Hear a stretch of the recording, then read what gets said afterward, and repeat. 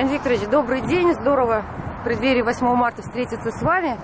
В связи еще с чем? Такое замечательное событие состоялось, что Казань принимает Суперкубок УЕФА в 2023 году. Я думаю, что если мы говорим про лучшую половину человечества, то ждет, помните, как в Косте говорил в Покровских воротах, приедут накачанные парни из Венесуэлы, так что будет огромное количество иностранных гостей, и поэтому это будет прекрасный шанс для казанских женщин проявить свои лучшие качества, обезоружить не только мужчин столицы Татарстана, да, но и показать иностранным мужчинам, насколько наши женщины лучше, красивее, умнее, ну и приятнее во всех отношениях. Действительно лучше? Конечно, тут даже никаких сомнений нет. То есть мы можем теперь считать, что Суперкубок УЕФА – это подарок на 8 марта казанским леди? Да, конечно, именно так и есть. И я думаю, что и члены исполкома УЕФА именно это имели в виду, когда принимали такое решение. Хорошо. Смотрите, считается, что женщина на корабле – беда, да. А женщина на футболе? На самом деле у нас правда так считается, но сейчас во многих уже европейских странах, вот у нас в Голландии была женщина-начальник команды, есть много женщин, работающих в медицинском департаменте, поэтому мне кажется, что надо вот уже уходить от предрассудков и понимать, что женщина не может быть к беде, да, женщина может быть к каким-то проблемам, да, к сложностям, к каким-то непредсказуемым ситуациям, но это точно будет весело, интересно и разнообразно. Но ведь вы новатор, либо защитник СМИ, сейчас так скажем. Вы же в свое время даже разрешали женам членов сборной присутствовать на сборах, женам игроков. Ну, это и в Рубине продолжилась эта традиция. Сейчас тоже Да, конечно. Да. Для чего? Вы практически единственные. Ну, потому что я же уже говорил, что жены, особенно жены футболистов, имеют огромное влияние на своих мужей, поэтому часто, чтобы найти подход к футболистам, надо найти подход к женам, потому что через них можно решать огромное количество мотивационных, эмоциональных каких-то моментов. Поэтому я стараюсь всегда знакомиться с женами футболистов, общаться, и очень часто мы совместно решали какие-то вопросы, да, с женсоветом. Я просил, как мы разыгрывали какие-то сложные схемы, благо для женщин это совсем не сложно, это в нашем мозгу это сложные схемы, а у вас это все, в общем, решается очень быстро.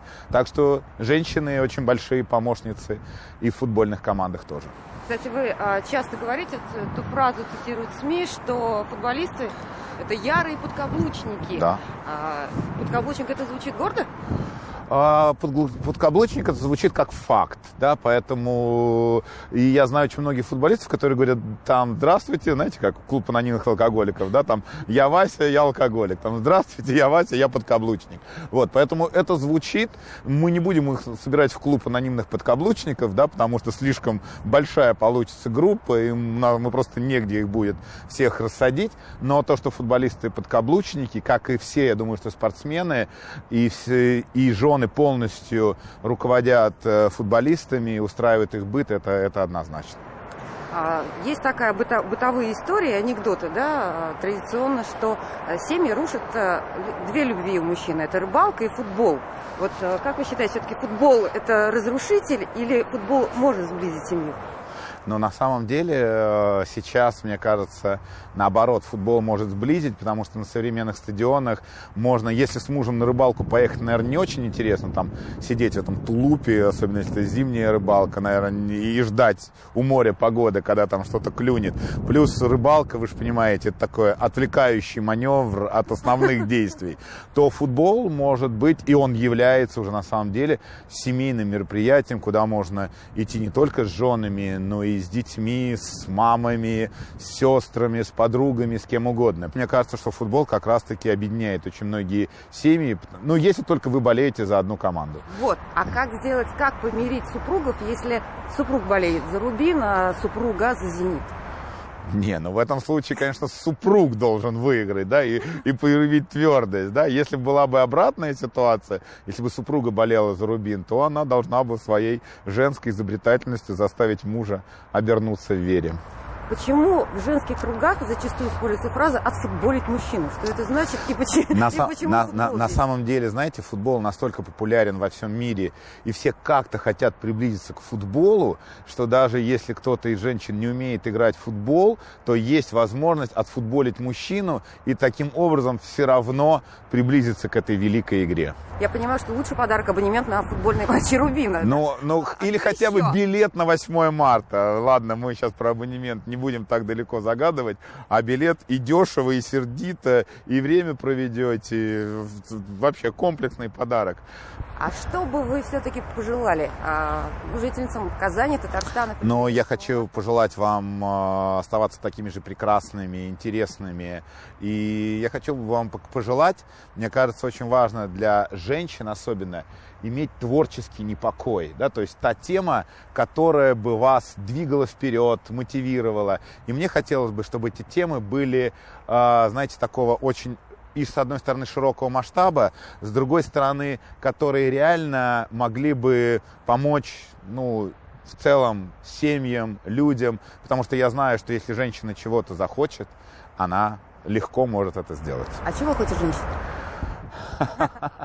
Этот вопрос, на который я, наверное, точно не смогу ответить, потому что, знаете, это есть футболист, который, он сам не знает, что он в следующую секунду сделает с мячом.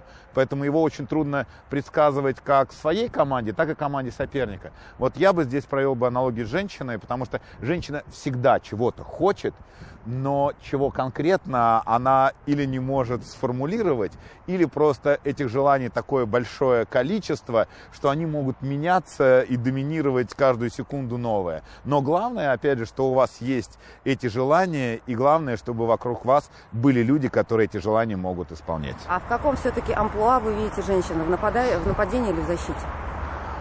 Чаще женщины, конечно, нападают, да, хотя могут и разрушать, это тоже правда. За это время, пока вы в Казани, все-таки здесь самые красивые девушки? Конечно, очень, потому что здесь симбиоз и Волга, и, соответственно, татарские корни, и такое кровосмешение, поэтому прекрасные девушки в Казани. Спасибо за интервью. Я предлагаю все-таки сделать нам селфи с вами, пока Давайте. вы еще не замерзли в преддверии 8 марта.